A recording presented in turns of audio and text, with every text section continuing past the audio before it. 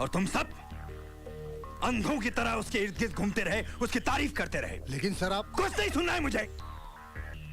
अब सिर्फ एक ही खबर तुम्हारी जुबान से सुनूंगा, वो है बलबीर सिंह सोढ़ी की मौत की खबर। किसी भी कीमत पर आर्मी हेडक्वार्टर्स तक वो जिंदा नहीं पहुंचना चाहिए, बस।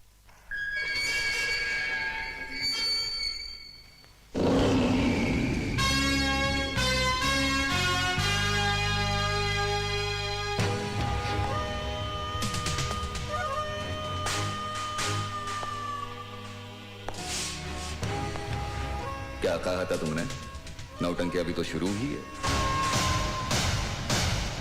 याद रखो, जितनी बार भी नौटंकी शुरू होगी, पर्दा उठाऊंगा भी मैं और गिराऊंगा भी मैं।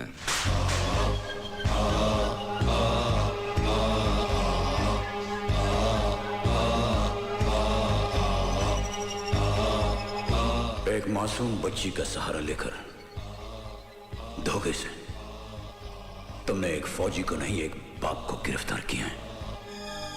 अजीत, आर्या, कोई बहुत बड़ा तीर नहीं मारा तुमने। जब तुम्हारी ही चाल से, तुम्हारे ही मोहरे से मैंने तुम्हें मात दे दी, तो मुर्दा कफन फाड़कर चिल्ला पड़ा। फौजी जीते जी अपनी मर्जी से कफन पहनते हैं, कफन फाड़ते नहीं।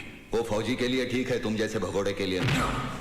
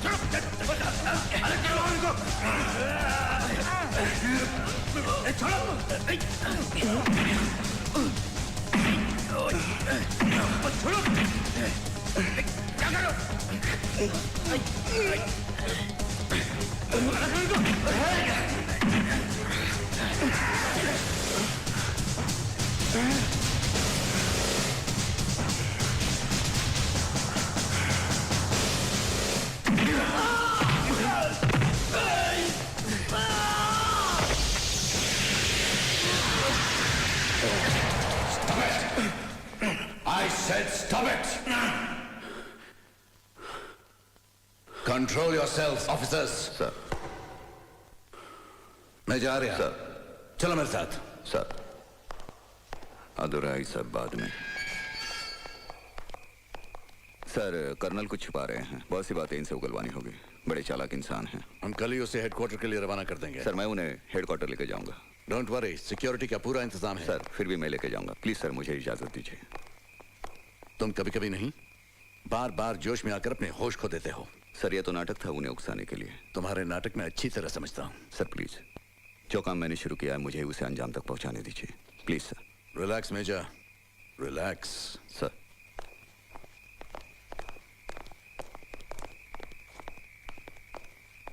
मैं जा रहा। सर। तुम्हारी शादी हो चुकी है? Yes sir. तुम शादीशुदा हो? No sir. तो फिर एक काम करो सर। तुम्हारा मिशन तो कामयाब हो ही गया है सर। तो कुछ छुट्टियां ले लो, एक अच्छी लड़की ढूंढ लो और उससे शादी कर लो, ताकि तुम्हारा दिमाग शांत रहे, ठंडा रहे। गल समझ आई? सर। रिलैक्स। मगर सर, इस सरफिरे से कौन शादी करेगा? आजकल हमारे देश को ऐसे सरफिरे अफसरों की बहुत जरूरत है। शायद इसको भी कोई सरफिरी मिल जाए।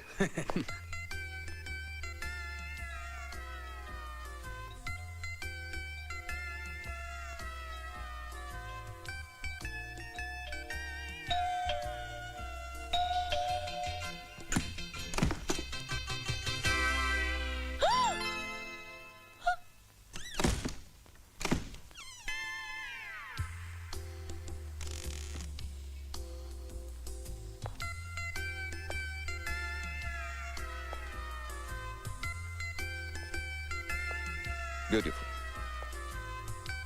बचपन में कितनी मासूम थी, अब देखो।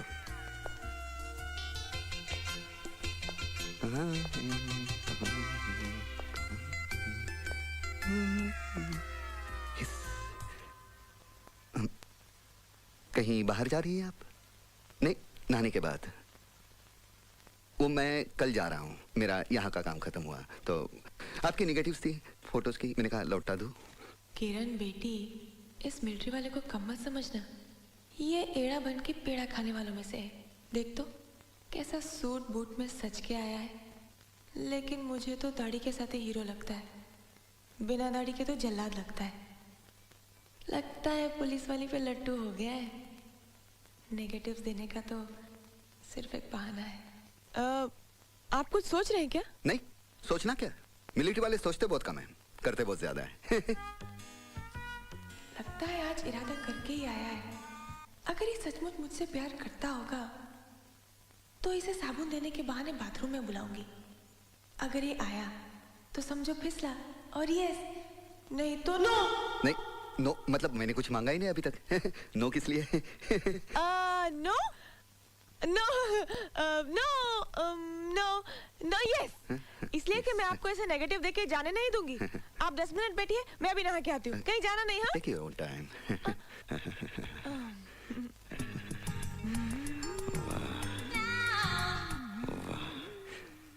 क्या बारूद है, एक ही धमाके में फिट हो जाऊंगा। आज तो कुछ बात करके ही रहूंगा। अगर मामला फिट हो गया तो पूरी रेजिमेंट में हंगामा मच जाएगा। वाह, अजीत आर्या क्या बीवी लाया है। यस यस यस, मैंने तो कुछ कहा भी नहीं और आपने यस कह दिया। यस मतलब मैं चाय पी के जाऊंगा। यस, आप नहा लीजिए इत्मीनान से, नो प्रॉब्लम। केला रे केला। लगता है पुलिस वाली बाथरूम में ही पिघल गई। हिस।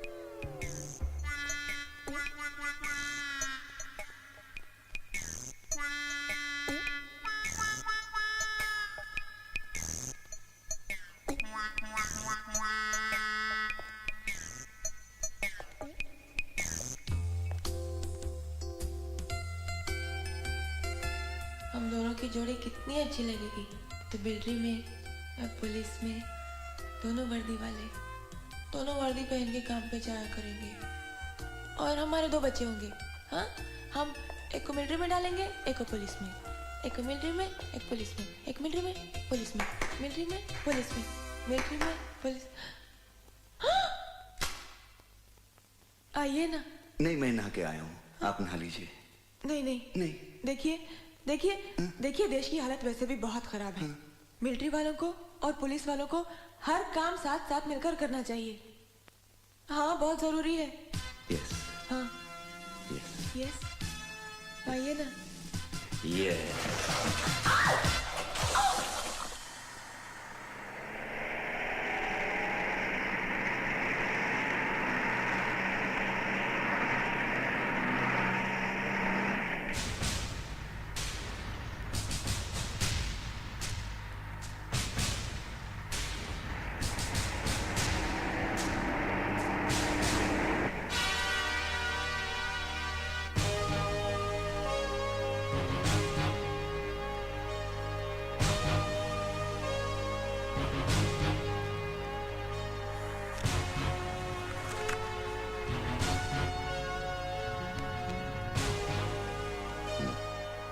सिगरेट है? सॉरी, सिगरेट के पैकेट में बीड़ी है, बीड़ी। दादा भाई की असली पसंद नहीं है? पीना छोड़ दिया क्या? बिल्कुल no smoking? Good for health. Nice.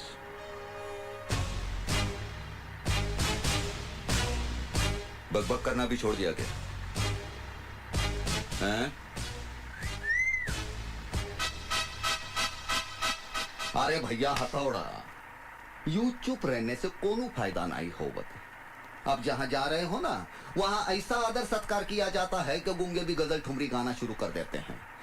हम हैं बनारस के भैया उमरे आ। चम्मच खड़ा करो क्या? चम्मच। वो फुर फुर करके चाय पीना भी छोड़ दिया।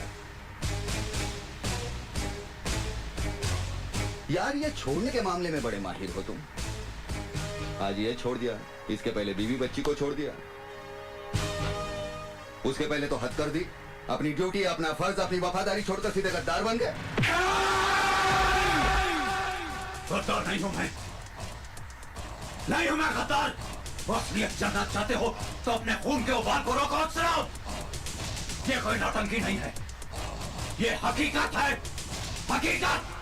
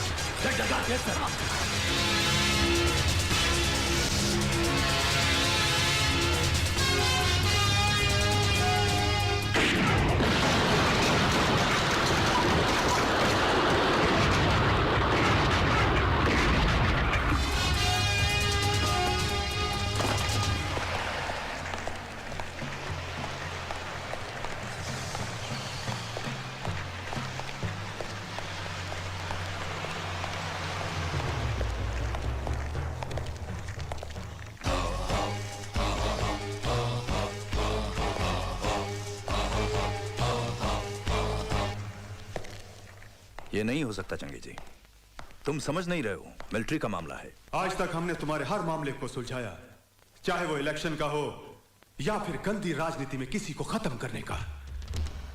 याद है इस राज्य में आतंकवाद को फैलाया किसने, उसे पैदा किसने किया? बस तुम अब शॉर्ट में समझो, हमको ज्यादा समझाने का आदत नहीं है। उन चारों को किसी भी कीमत पर छुड़ाना होगा। और हां, उन चारों में एक मेरा छोटा भाई शकूर भी है, जो हमारे जिगर का टुकड़ा है। और अल्लाह कसम, हम अपने छोटे भाई के नाम का फातिहा नहीं पढ़ सकते। मगर चंगे, अगर मगर कुछ नहीं, किसी भी कीमत पर उन चारों को छुड़वाना तुम्हारे जिम्मे है। आज तक तुम्हारे हर खेल में हम जोकर बनकर खेलते आए हैं, मगर आज के इस खेल में जोकर। बस चंगे जी, आगे एक लफ्ज भी मत कहना।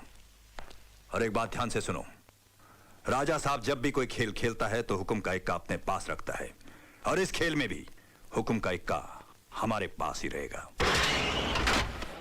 उठा लो इसे।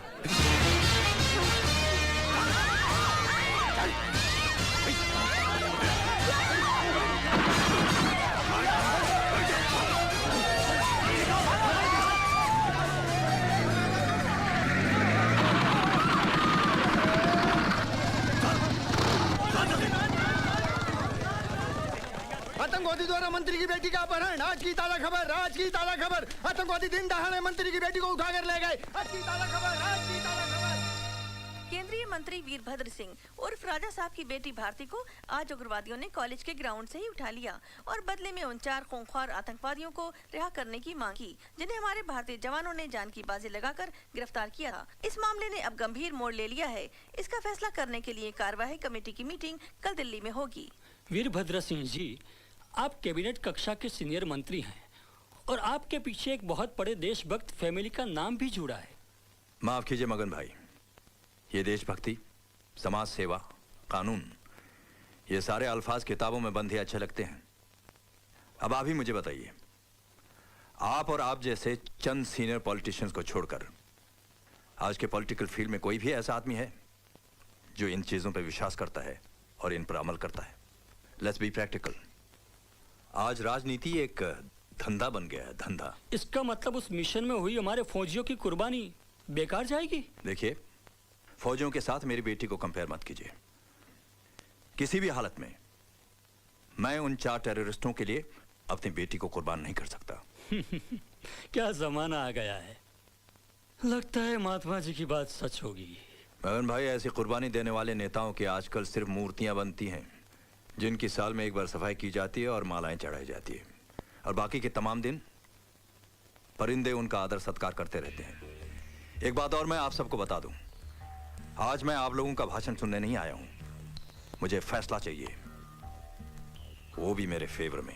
ये तो सरासर ब्लैकमेलिंग है। ऐसा ही समझो। हर हालत में मुझे मेरी बेटी जिंदा चाहिए। अगर उसे कुछ हो गया तो आपकी ये मिलीजुली सरकार उड़ी समझो।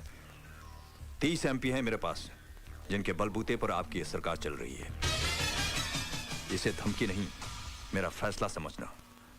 और सब जानते हैं कि वीरभद्र सिंह जब फैसला सुनाता है तो कभी नहीं बदलता।